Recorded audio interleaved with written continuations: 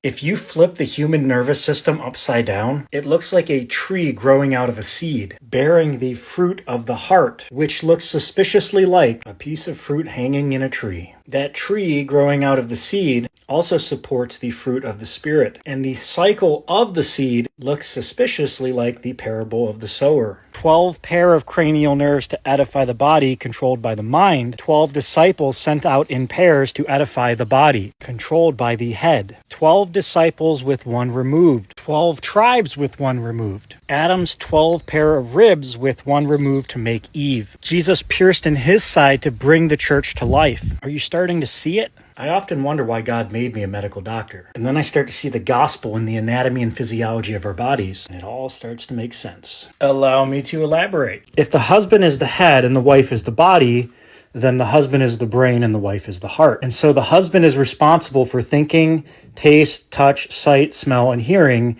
and the wife is responsible for feeling, following the brain, and doing. All you have to do is study the central and peripheral nervous systems, and then the somatic and autonomic nervous systems, and you will know exactly how your marriage is supposed to be structured, and why you guys can't get along for the life of you. It's the heart arguing with the mind, the rod arguing with the staff, the law arguing with grace, the circulatory system arguing with the nervous system. Is it possible that we are complementary systems, each with our own beautiful, necessary, and different roles? God already gave us all the answers. It's just that we are blind to the fact that all creation testifies. The head has all 5 senses. The husband is the central nervous system and the wife is the body or the peripheral nervous system. This is why women are more emotional and men are more logical. This is why the Proverbs 31 woman is off doing things like the body, while the husband is at the city gates with the elders getting more sensory input so that he can tell the body what to go do. And since this is a mirror of Jesus and the church, anything you say that the wife is not supposed to submit to the husband in, you are therefore inferring that the church doesn't have to submit to Christ in that same thing. So be very careful with your feminist pushback, at least if you claim to be a Christian. And for the men, understand that the reason she won't submit to you is because you're not submitting to Christ. Fix your relationship with Jesus and he will fix your relationship with your wife. The Bible says wives submit to their husbands in all things, just like the body submits to the brain in all things. And the curse of Genesis 3 is essentially that the heart will resent the mind and try to become the mind,